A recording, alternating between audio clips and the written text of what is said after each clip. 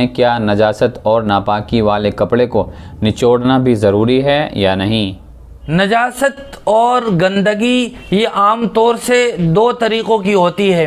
ایک نجاست اور گندگی تو وہ ہے جو آنکھوں سے نظر آتی ہے، مثال کے طور پر کپڑوں پر یا بدن پر خون لگ گیا یا یہ کہ پاخانہ لگ گیا، اب یہ ایک ایسی نجاست اور گندگی ہے جو نظر آ رہی ہے۔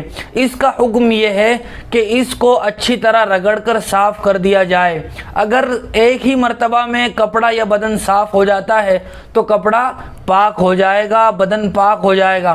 دوسری اور تیسری مرتبہ دھونا اب ضروری نہیں ہے، بہتر ہے کہ دھو لیا جائے۔ اگر وہ گندگی ایک مرتبہ کے بجائے 2 مرتبہ میں صاف ہوئی ہے تو تیسری مرتبہ دھو لیا جائے، یہ بہتر ہے۔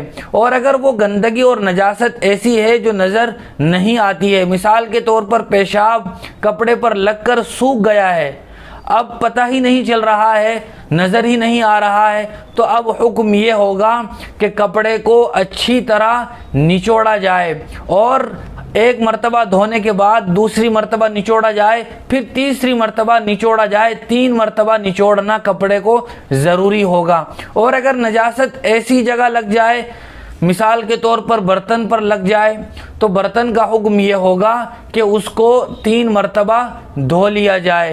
پہلی مرتبہ جو بیان کیا گیا تھا کہ وہ نجاست جو نظر آ رہی ہو اس کو اگر دھو لیا جائے اور اچھی طرح اس کو ختم کر دیا جائے، چاہے اس نجاست اور گندگی کا اثر کا مطلب یہ ہے کہ اس کا دھبا رہ جائے تو اس سے کوئی فرق نہیں پڑے گا، لیکن وہ نجاست اور گندگی صاف ہو گئی ہو۔